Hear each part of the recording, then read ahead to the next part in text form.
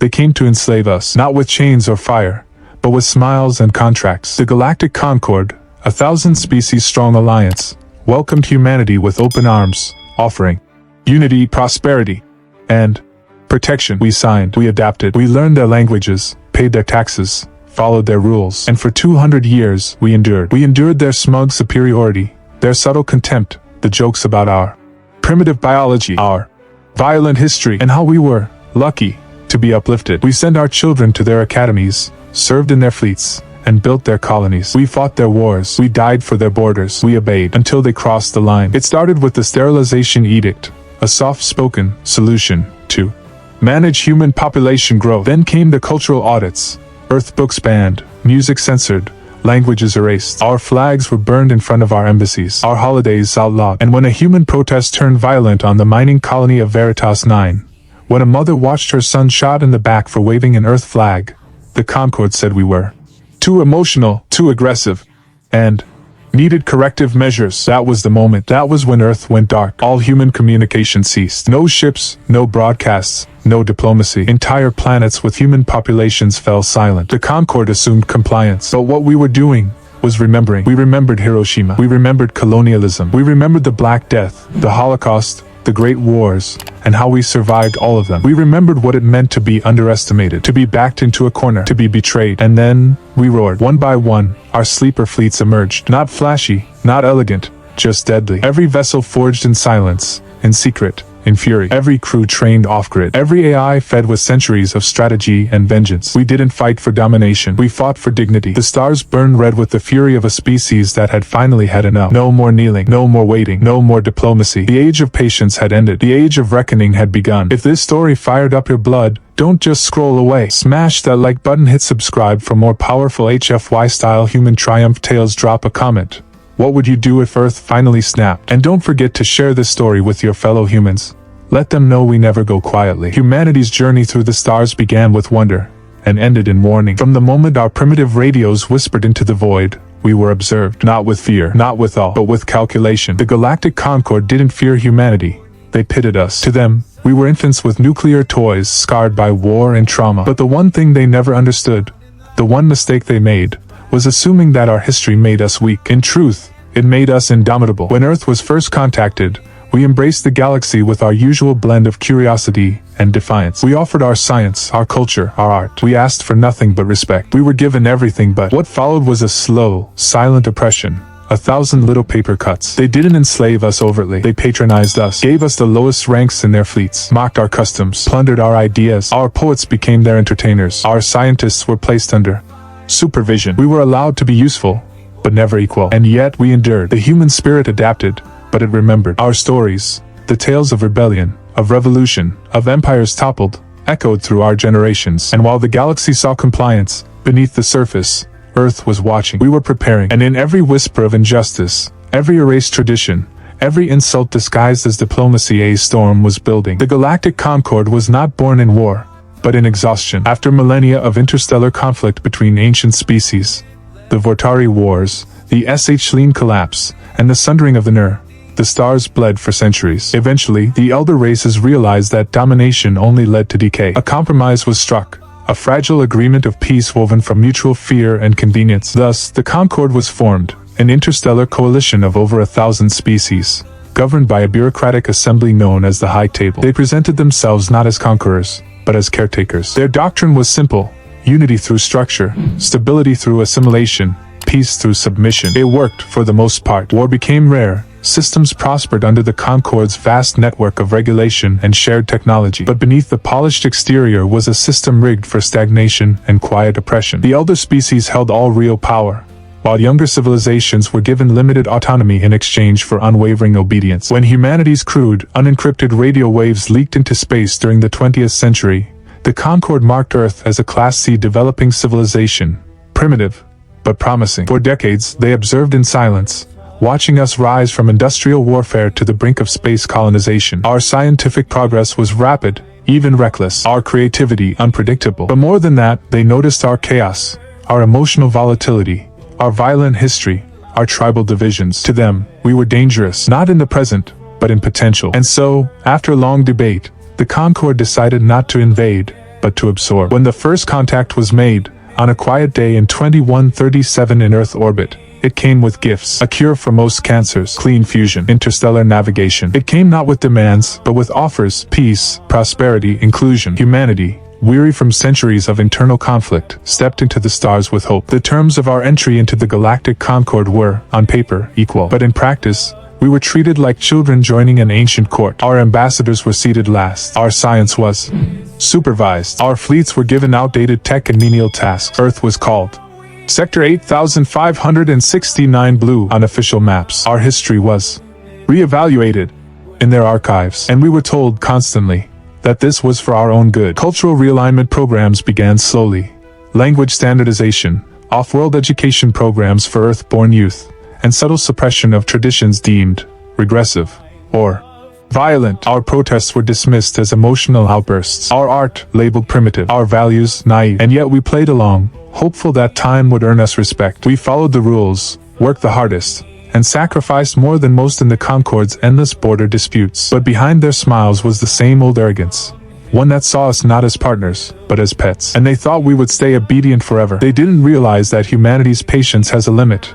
And when it breaks, we don't just rise, we erupt. In the early decades of humanity's membership within the Galactic Concord, Earth adapted with the eagerness of a new student desperate to prove its worth in an ancient academy. At first, there was pride in our cooperation. Human scientists eagerly exchanged knowledge with alien counterparts. Our diplomats took seats in multi-species councils, and our youth were sent to prestigious Concord academies spread across the galaxy. Earth's cities transformed as alien architecture fused with ours, and interstellar marketplaces buzzed with exotic life. But slowly, almost imperceptibly, our cultural foundations began to erode. The Concord labeled many human traditions as culturally disruptive or non-harmonious. National identities were replaced with sector codes. Earth holidays, once filled with laughter, remembrance, and meaning, were deemed inefficient and erased from the interstellar calendar. Our languages were translated into Concord Standard until the original inflections and idioms were lost, preserved only by fringe communities and secret circles. Human children recited alien history in schools while barely recognizing the names of their own ancestors. Our politics, too, were reshaped,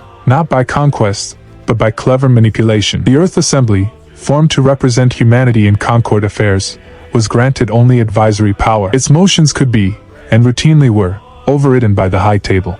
For the greater galactic good, human-led initiatives were buried under bureaucratic delays. Our representatives were praised in public and ignored in practice. Whenever a human official spoke too passionately, their tone was criticized as aggressive or primitive. When Earth tried to develop independent trade routes or technologies, sanctions followed under the guise of regulatory harmonization. Slowly, we were taught not to lead, but to follow. We were rewarded when we agreed, punished when we resisted. Our leaders were co-opted with prestige positions and hollow titles, while real power remained out of reach. And still, many on Earth believed we only needed more time, more compromise, more humility. Yet even as we bent, we were never truly accepted. Human innovation was often repackaged and claimed by other species, with our names relegated to footnotes. Our philosophers were told their ideas were incomplete. Our engineers were supervised. Our soldiers were praised for bravery but denied command. When human volunteers rebuilt shattered moons after pirate sieges, the official reports credited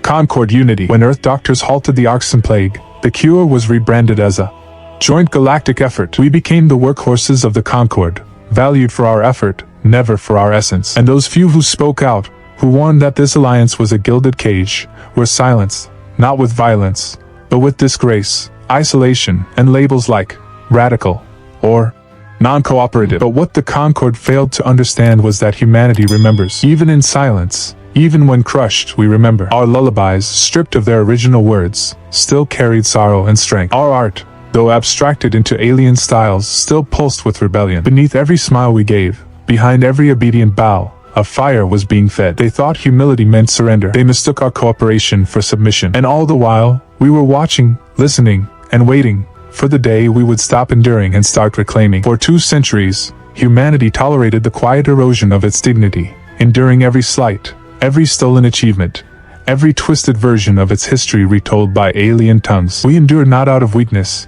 but out of hope. Hope that our loyalty would earn respect, that our sacrifices would be remembered, that our children would one day walk as equals among the stars. But hope can curdle into fury, And there comes a moment in every story where the weight of injustice tips the scales. For humanity, that moment came not in a single explosion, but in a series of cuts so deep they reached the marrow of who we were. The final descent into fury began with what the Concorde called the Sterilization Stabilization Protocol, an administrative decree wrapped in cold data and pleasant language. It was not announced with malice, but with soft-spoken concern. Human population trends, they said, were unsustainable for the long-term stability of Concorde demographics. They claimed Earth was breeding too quickly, that our numbers would disrupt galactic equilibrium. So, without consultation, they began introducing hormonal suppressants into aid shipments, vaccines, and food rations distributed to outer sector human colonies. Fertility rates plummeted. Families tried and failed to conceive without knowing why. The Concorde dismissed the panic as a temporary side effect of environmental adaptation, but we knew better. Then came Veritas 9. It was supposed to be a triumph, a once hostile mining colony rebuilt almost entirely by human engineers after an asteroid impact. Generations of workers had turned its barren rocks into a thriving hub of resource extraction, contributing heavily to Concorde infrastructure. But when a new species, the Zelari, petitioned for territory, the High Table quietly approved a relocation directive that handed Veritas 9 over to them. Humans were told to evacuate. No hearings, no negotiation, just a date and a shuttle. Protests erupted, peaceful at first, with children waving Earth flags and workers holding signs written in both English and Concorde Standard. But when the Concorde garrison opened fire, shooting into an unarmed crowd to maintain order, a boy barely 16 fell to the ground, clutching his flag to his chest as his blood soaked the dust. His name was Tomas Rin. His image, captured by a surveillance drone, spread across human colonies in silence. The Concorde tried to suppress it, deleting feeds, jamming transmissions. But humanity doesn't forget its martyrs. The protests became riots. The riots turned into rebellion. And then, without warning, Earth went dark. The homeworld severed all communication with Concorde channels. No messages, no traffic. Human outposts shut their gates. Diplomats vanished. Even our AI networks disconnected from Concorde grid systems. At first, the High Table assumed this was a mass tantrum. They issued demands and threats. They underestimated us, because while they were busy auditing our emotions and mocking our history, we had been preparing for the day the illusion of peace would crack. In the silence that followed Veritas 9, something ancient and terrible stirred in humanity. Not hatred, but resolve. The kind of resolve forged in trenches, in slave ships, in gas chambers, in every chapter of human pain where defiance was the only weapon left. They had taken our culture, our voice, even our children's future. But in trying to erase us, they reminded us who we were. And that was their final mistake. When Earth went silent, it wasn't with a scream.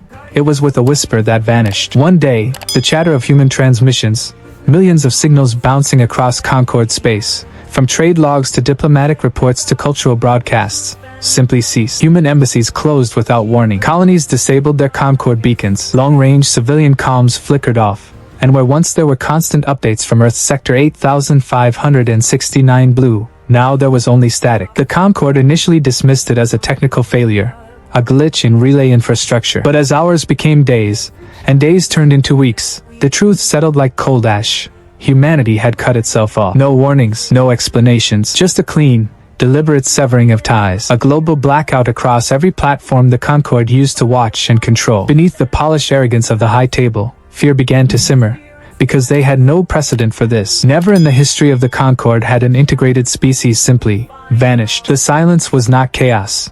It was coordination. Behind the blackout was a plan that had been gestating for decades, perhaps longer. While the Concorde monitored human surface behavior, they never grasped the depth of our internal resilience. Underground resistance cells had been growing in secret, spread across the outer colonies and inner systems alike. These weren't random insurgents.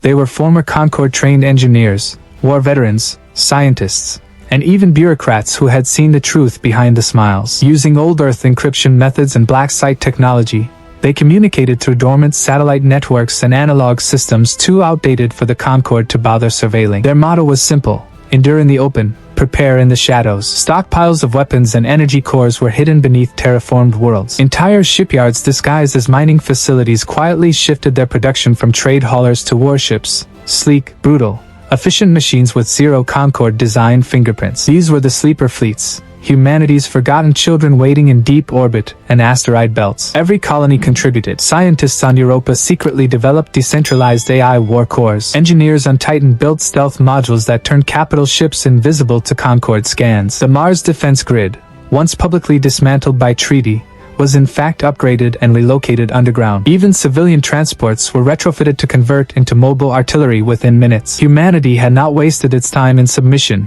We had studied, learned, and quietly replicated every piece of Concord technology we were allowed to see, then improved it. The Concord believed humanity had gone quiet because it was sulking. In reality, we were coiling. In our silence, we refined weapons not just to resist, but to win. Our rebels were no longer rebels. They were commanders. Our sleeper fleets were no longer contingency.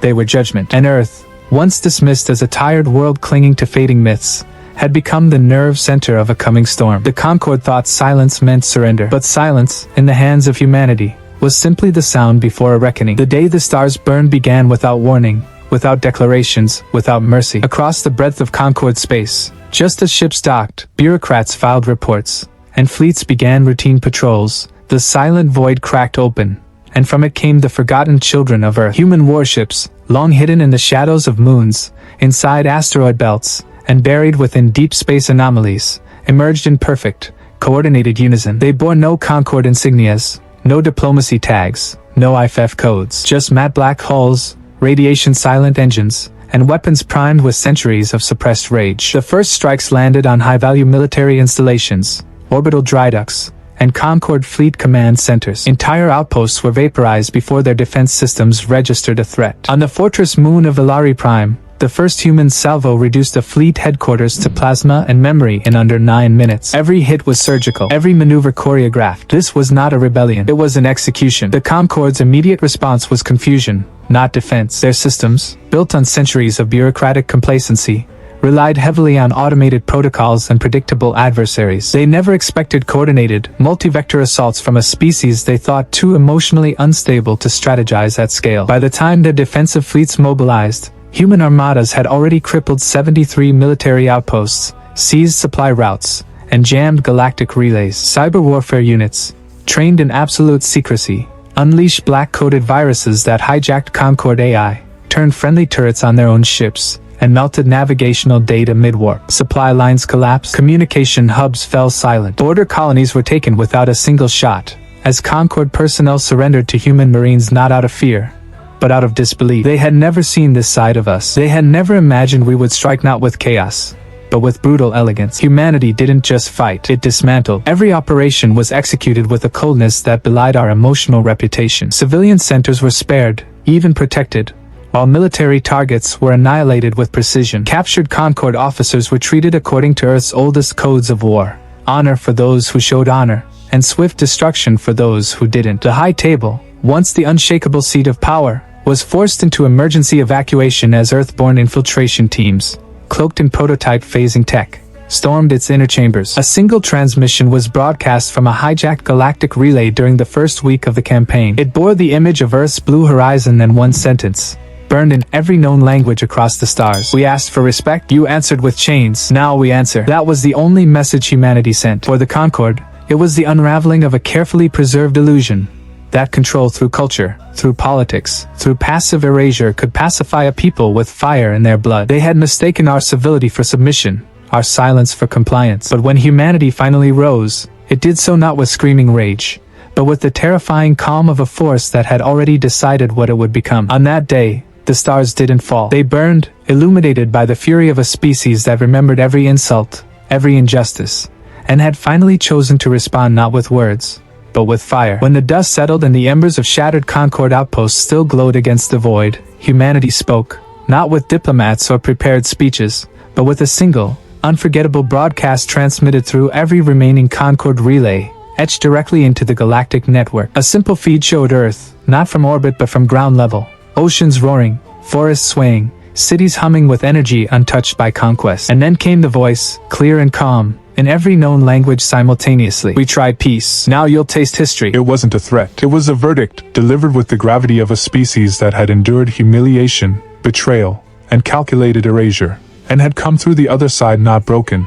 but sharpened. The galaxy, long used to the steady, predictable rule of the Concord, now faced something it had never truly reckoned with: a force that remembered everything and forgave nothing. The power dynamics of the galaxy shifted in real time. Concord fleets that once cruised unchallenged through the stars now moved cautiously, or not at all. Human-controlled systems became fortified strongholds, protected by fleets and technologies the Concord never believed we could master, let alone improve. Former human colonies, once the lowest on the political ladder, declared sovereignty and were defended by battle groups that answered only to Earth. And Earth itself, long dismissed as a backwater, now became the political, military, and psychological epicenter of a new order. Alien species who had once mocked human emotion now sought negotiations with human governors. Concord allies quietly sent emissaries, not with demands, but with apologies and offers. Some tried to organize resistance, quickly crushed with the same precision that had ignited the campaign. Others watched from the shadows, waiting to see whether the fire would spread. But humanity had no interest in blind conquest. This was never about domination. It was about being heard, about ensuring that never again would our contributions be erased,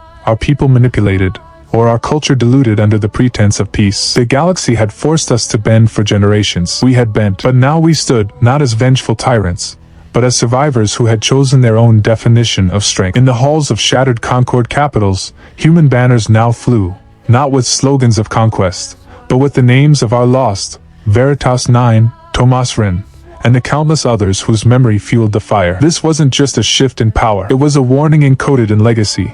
Never mistake quiet for consent, and never mistake humanity's patience for weakness. Because when we finally answer history's call, we don't whisper, we roar. In the centuries that followed, the day humanity erupted from its silence came to be known not by its official Concord designation, the Earth Incident, but by a name whispered with awe and fear across every known system. The Reckoning. It was not just a turning point in politics or power but a rupture in the psyche of the galaxy itself. Where once history books minimized humanity to footnotes and cultural oddities, now they began with Earth. Even species who once mocked our volatility began naming their war academies after human generals, studying our tactics not just for their precision, but for their unpredictability. Monuments were raised on distant worlds, not to alien gods or Concord architects, but to the memory of the Reckoning, to the day the stars burned and the illusion of permanent dominance collapsed. The High Table never fully recovered.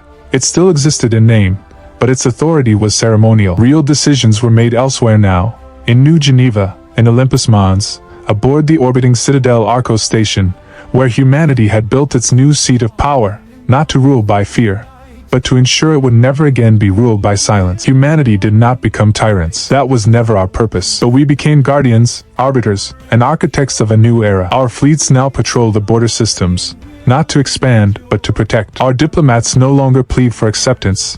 They set the terms. New species entering the galactic fold are offered two paths, one of mutual respect, or one paved in the ruins of arrogance. And unlike the Concord, we never lie about the consequences of choosing wrong. The galaxy, now reshaped by the fire we once buried, has come to understand what makes humanity unique. Not just our resilience, but our memory. We don't forget, we don't erase, we honor. The boy on Veritas 9 is still remembered in every military oath. The children born under the sterilization protocol now lead entire sectors. Even the old Concord records, once sanitized and biased, have been rewritten to reflect the truth, not for revenge, but for justice. And so, the legacy of the Reckoning lives on, not just in the ships that bear Earth's banner or the laws written in our languages, but in the very balance of power that now governs the stars. Humanity, once the outsider begging for inclusion, became the standard by which strength, integrity, and defiance are measured. Not because we were perfect, but because when pushed to the edge, we rose not in madness, but with meaning. The universe will never forget the day it learned the true depth of human endurance, and humanity will never again be told to wait its turn. We took our place among the stars, not as subjects, but as authors. The Reckoning was not our end, it was our beginning. To be human is to remember pain not as a wound, but as a lesson. It is to carry the weight of loss and still find the strength to build, to hope, to love. It is to smile while bleeding, to dance under ashes, and to believe that dignity matters even when the world tells you it doesn't. Being human is not about perfection. It's about persistence. We are flawed, yes, emotional, unpredictable, stubborn beyond reason, but we are also capable of transcendent beauty, unimaginable endurance, and a kind of loyalty that cannot be bought or broken. What the galaxy never understood, what it now cannot forget, is that humanity's true strength has never been in its weapons or its numbers. It is in its spirit, in its refusal to be erased, in its refusal to kneel forever. We gave peace, we gave effort, we gave trust, and when those were thrown back in our face, we gave truth. Raw, unfiltered, and undeniable. That truth burned itself into the stars. No species will ever forget what happened because what we did was not just a war. It was a declaration of identity. It was the cry of a people who had been silenced too long and finally found their voice. Our reckoning was not just vengeance. it was remembrance. And in choosing to rise with precision rather than chaos, with honor rather than cruelty, we showed the universe something it had long forgotten, that humanity does not vanish in submission. It waits, it watches, and when the time comes, it roars. The stars will never look the same again. Every Concord archive now begins with our uprising. Every child born in the aftermath knows our name, not as a warning, but as a legacy. They know that Earth is not just a planet, it is a promise. A reminder that even the most underestimated people can rewrite fate itself. That is what it means to be human, and that is why the galaxy will never again forget us. And so, as the stars continue their endless dance and the galaxy spins forward into the future, one truth remains carved into the bones of history. Humanity rose, not as conquerors, but as survivors who refused to be forgotten. We were the species they tried to rewrite, to pacify, to erase. And yet, it was in their attempts to silence us that we found our voice. A voice that thundered across systems, shattered old empires, and reminded every living being among the stars that patience is not weakness,